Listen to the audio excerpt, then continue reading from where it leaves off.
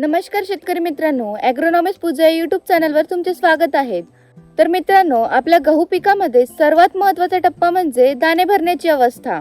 या काळात आपण गहू पिकाची योग्य काळजी घेतली तर आपल्या गव्हाचा जो काही दाणा आहे तो टपोरा बनतोय, त्याचे वजन सुद्धा वाढतोय, ते दाण्याची जे काही नैसर्गिक चमक आहे ती सुद्धा येते आणि पर्यायाने आपल्या उत्पादनात मोठी वाढ होते।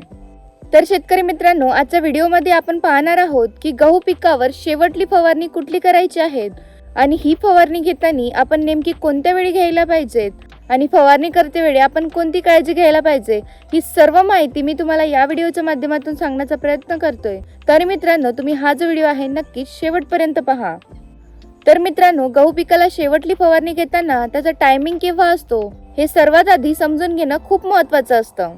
ज्यावेळी आपल्या गहू पिकाला साधारणपणे 40 ते 50% ओंब्या निघतील त्यावेळी आपल्याला ही जी फवारणी आहे ती करून घ्यायची आहे। यानंतर कुठल्याही प्रकारची फवारणी करण्याची गरज नाही।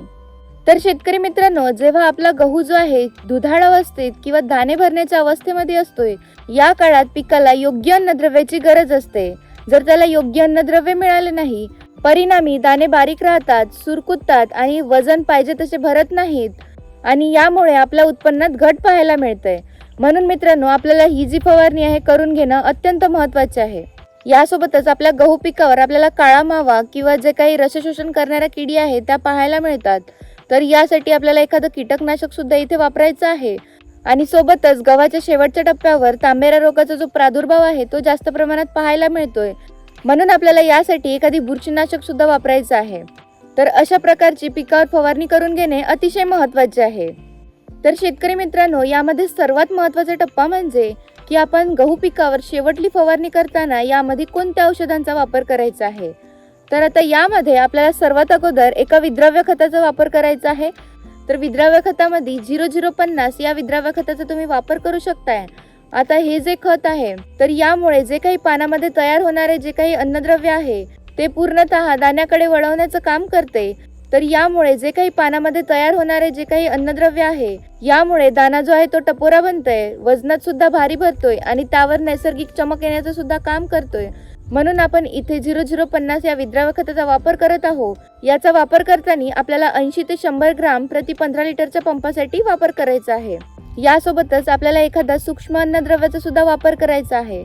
तर यामध्ये बोरॉन 20% हा घटक असलेलं तुम्ही कुठल्याही प्रकारचं जे अन्नद्रव्य जे आहे इथे वापरू शकताय। तर यामध्ये जे काही चिलेटेड फॉर्म मध्ये मायक्रोन्यूट्रिएंट येते त्याचा सुद्धा तुम्ही वापर करू शकताय। तर आता हे जे बोरॉन आहे तर बोरॉनमुळे काय होते की झाडामध्ये जे काही पॉलिनेशन आहे ते चांगल्या प्रकारे होते, जो काही दाणा आहे तो चांगला भरण्यासाठी मदत होते, उंबई जे आहे ते पोचट राहत नाही, पूर्णतः दाणा भरण्यासाठी मदत होते आणि सोबतच दाण्यावर जे काही नैसर्गिक चकाकी आहे ते आणण्याचं काम करते। म्हणून आपल्याला इथे बोरॉनचा वापर करायचा आहे आणि जर आपल्या दाण्यांचा दर्जा जर चांगला असेल तर नक्कीच आपल्याला बाजारभाव सुद्धा चांगला मिळेल, म्हणून इथे आपल्याला बोरॉनचा वापर करायचा आहे। तर इथे बोरॉन जे आहे 20 ग्राम प्रति 15 लिटरच्या पंपासाठी आपल्याला वापरायचा आहे। यासोबतच जो काही उशिरा येणारा तांबेरा आहे तो सुद्धा आपल्याला गहू पिकावर जास्त प्रमाणात पाहायला मिळतोय।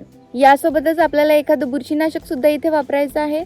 तर बुरशीनाशकामध्ये तुम्ही प्रॉपिकोनाझॉल हा घटक असलेलं तुम्ही कुठल्याही प्रकारचं बुरशीनाशक इथे वापरू शकताय। यामध्ये तुम्ही क्रिस्टल कंपनीचं जे काही टिल्ट आहे याचा वापर तुम्ही इथे करू शकताय। तर या टिल्टचा वापर आपल्याला 15 ml प्रति 15 लिटरच्या पंपासाठी करायचा आहे। तर यामुळे जो काही उशिरा येणारा तांबेरा आहे तो कंट्रोल होण्यासाठी आपल्याला इथे मदत होईल। किंवा आयप्रोबेनफॉस हा घटक असलेलं तुम्ही कुठल्याही प्रकारचं बुरशीनाशक जे आहे इथे वापरू शकताय। तर यामध्ये PI कंपनीचं जे काही किटाझिन येतंय याचा वापर तुम्ही फवारणीसाठी करू शकताय। तर आता हे जे किटाझिन आहे तुम्हाला 30 ml प्रति 15 लिटर पंपासाठी वापरायचं आहे। तर यामुळे जो काही आपल्या गहू पिकावर उशिरा येणारा तांबेरा आहे तो कंट्रोल होण्यासाठी मदत होईल। तर इथे मी तुम्हाला 2 बुरशीनाशक सांगितलेले आहे, यापैकी तुम्ही कुठलंही एकच बुरशीनाशक इथे वापरू शकताय। यासोबतच आपल्याला एखादं कीटकनाशक सुद्धा वापरायचं आहे। तर यामध्ये थायोमिथॅक्झाम हा घटक असलेलं तुम्ही कुठल्याही प्रकारचं कीटकनाशक इथे वापरू शकताय। तर यामध्ये जे काही सिंजेंटा कंपनीचं एक्टारा येतंय याचा वापर तुम्ही करू शकताय 5 ग्राम प्रति 15 लिटरच्या पंपासाठी। किंवा प्रोपेनोफॉस प्लस सायपरमेथ्रिन हा घटक असलेलं तुम्ही कुठल्याही प्रकारचं कीटकनाशक इथे वापरू शकताय। यामध्ये नागार्जुना कंपनीचं जे काही प्रोफेक्स सुपर येते याचा सुद्धा तुम्ही इथे वापर करू शकताय। तर इथे जे काही प्रोफेक्स सुपर आहे याचा वापर तुम्ही 30 ml प्रति 15 लिटरच्या पंपासाठी करू शकताय। किंवा तुमच्याकडे जे काही कीटकनाशक अवेलेबल असेल तर त्याचा सुद्धा तुम्ही इथे वापर करू शकताय। इथे मी तुम्हाला 2 कीटकनाशक सांगितलेले आहे. या 2 पैकी तुम्ही कुठल्याही एकाच कीटकनाशकाचा इथे वापर करू शकताय. तर शेतकरी मित्रांनो, आपल्याला अशा प्रकारची गहू पिकावर जी आहे ती फवारणी करून घ्यायचं आहे. म्हणजेच यामध्ये विद्राव्य खत वापरायचं आहे, 0050 सोबतच बोरॉन वापरायचं आहे. त्यासोबतच एखादं बुरशीनाशक जे तुमच्याकडे अवेलेबल असेल ते तुम्ही वापरू शकताय किंवा इथे टिल्टचा सुद्धा वापर करू शकताय. आणि सोबतच आपल्याला कीटकनाशक वापरायचं आहे. यामध्ये तुम्ही थायोमिथॅक्झाम किंवा प्रोफेक्स सुपरचा इथे वापर करू शकताय. तर अशा प्रकारची जी फवारणी आहे आपल्याला आपल्या पिकावर करून घेणे खूप महत्त्वाचे आहे. यामुळे आपल्या गहू पिकाचा जो काही दाना आहे तो भरण्यासाठी मदत होईल. दाना जो आहे तो टपोरा बनेल, त्याच्या वजनात सुद्धा वाढ होईल आणि जे काही नैसर्गिक चमक आहे ती सुद्धा दाण्याला भेटेल. जर आपलं जे काही उत्पन्न आहे ते जर चांगलं असेल, चांगल्या क्वालिटीचं असेल तर नक्कीच आपल्याला बाजारभाव सुद्धा चांगला मिळेल. म्हणून आपल्याला अशा प्रकारची जी काही शेवटली फवारणी आहे ती पिकावर करून घ्यायची आहे. तर मित्रांनो, आपल्याला फवारणी करताना काही गोष्टी लक्षात घेणे खूप महत्त्वाचे आहे. फवारणी करताना सर्वात अगोदर म्हणजे फवारणी जी आहे आपण 40 ते 50% ओंब्या जेव्हा बाहेर येतील तेव्हाच आपण ही जी फवारणी आहे ती करून घ्यायची आहे. त्यामुळे आपल्याला चांगले रिझल्ट पाहायला मिळतील. त्यानंतर दुसरी गोष्ट म्हणजे जमिनीत पुरेसा ओलावा असेल तेव्हाच आपल्याला ही जी फवारणी आहे ती करून घ्यायची आहे. त्यामुळे तुम्हाला चांगले रिझल्ट इथे पाहायला मिळेल. त्यानंतर तिसरी जी गोष्ट आहे ती म्हणजे आपण सकाळी 10च्या आधी किंवा सायंकाळी 4च्या नंतरच आपण फवारणी करायला पाहिजे. त्यामुळे सुद्धा पिकावर चांगले असे रिझल्ट आहे आपल्याला पाहायला मिळतील.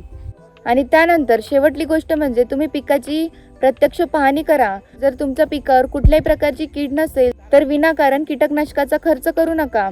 तर मित्रांनो, या गोष्टी ज्या आहे तुम्ही लक्षात घेऊ शकताय. तर मित्रांनो, या ज्या गोष्टी आहे तुम्ही फवारणी करताना नक्की लक्षात घ्या. ही माहिती तुम्हाला कशी वाटली मला कमेंटमध्ये नक्की सांगा. जर तुम्हाला व्हिडिओ आवडला तर नक्कीच लाईक करा आणि अशाच नवनवीन माहितीसाठी तुम्ही ॲग्रोनॉमिस्ट पूजा या यूट्यूब चॅनलवर सबस्क्राईब करायला विसरू नका. धन्यवाद.